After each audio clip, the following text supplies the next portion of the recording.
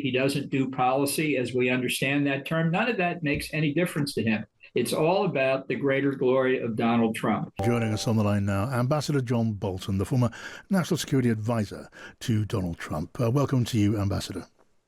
Glad to be with you. Thanks for having me. Thank you for joining me. Let me ask you, first of all, do you believe that President Trump threatening a disastrous trade war is a negotiating tactic in support of his ambition to get Greenland, or do you think he means it?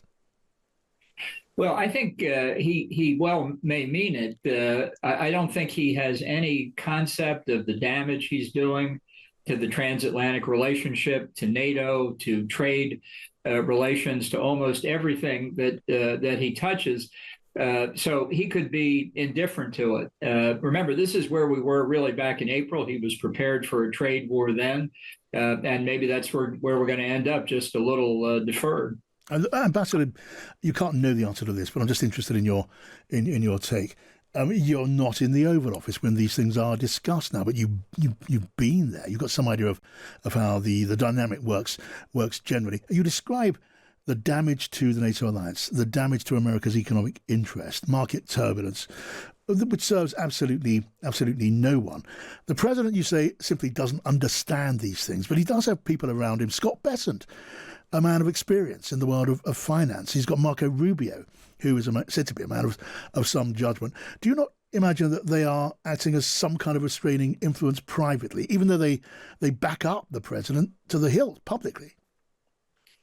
Well, the evidence of their success certainly is missing in this case. You've heard Scott Bessent in Davos, for example, explaining that all this is going to work out fine. And I think the reason is the president thinks Europe is weak and that they will cave in. I mean, I don't think he's going to use military force against Greenland. I think there'd be a political earthquake in the United States if he did.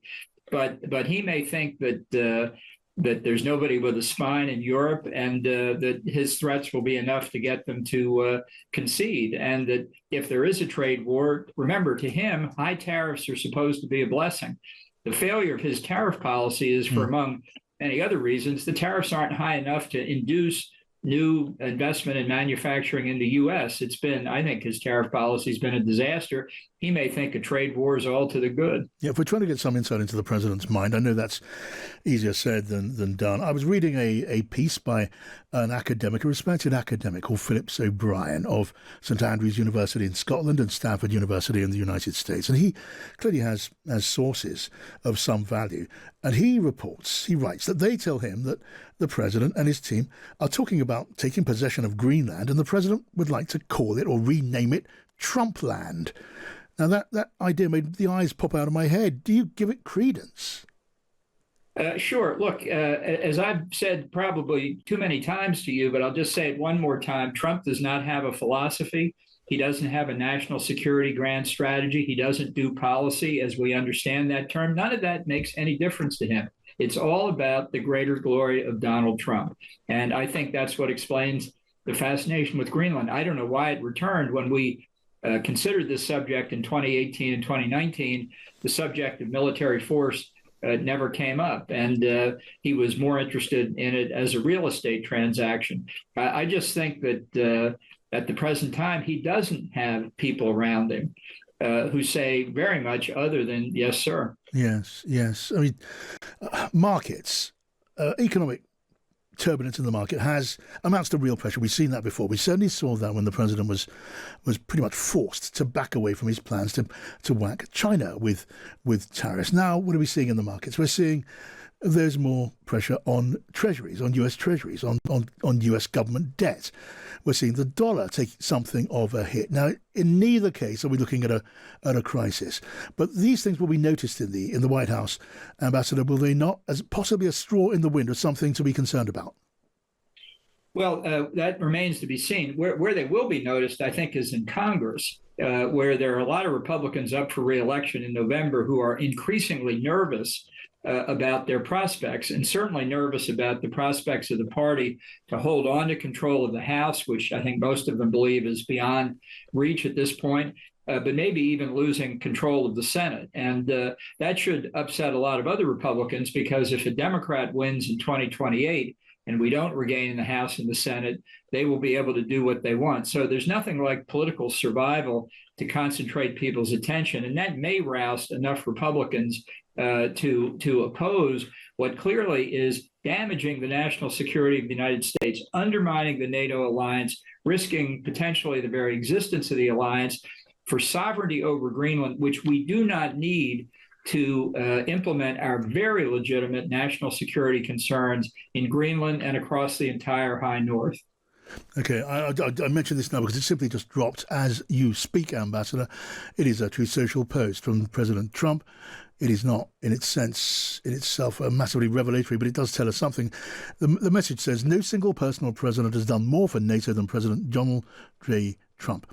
If I didn't come along, there would be no NATO right now. It would have been in the ash heap of history. Sad, but true. It does, if nothing else, it tells you about the depth of President Trump's conviction in his own rightness. Let me just turn briefly, if I could, to the Middle East. I say the Middle East because we're talking about something now which is developed from ideas for stabilizing or developing or bringing peace to the Middle East. It's the Board of Peace, so-called, which was conceived as a way to bring world leaders together to oversee a transition to some sort of peaceful future. Now, Ambassador, as you'll know, is discussed as something which would involve dozens of leaders, with President Trump appointed chairman for life, with $1 billion in cash handed in by each member. And so it goes on. I mean, others have been giving the opinion that this thing is just something that will not fly. But if that is remotely true, it also means that the peace plan, such as it was, is completely stalled on a Trump project with no future. Well, there are several things there. I mean, back on NATO for a second, what he said is just factually wrong. It's not a testament to how right he thinks he is. He just doesn't care what the reality is. He determines and he tells you what his reality is, and says your choice is to live within it. The Board of Peace is another example. There's not going to be a lasting peace in Gaza until Hamas is disarmed and demilitarized. And there's no sign at present that they're prepared to do it or that anybody else is prepared to do it to them.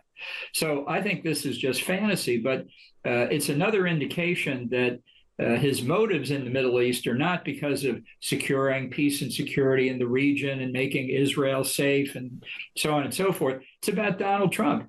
I haven't read the charter in so many words, but quotations I've seen from it seem to indicate that he alone has the power to set policy and the board will follow his direction, which makes it even more interesting. Well, Ambassador John Bolton, as always, a pleasure to talk to you. Thank you.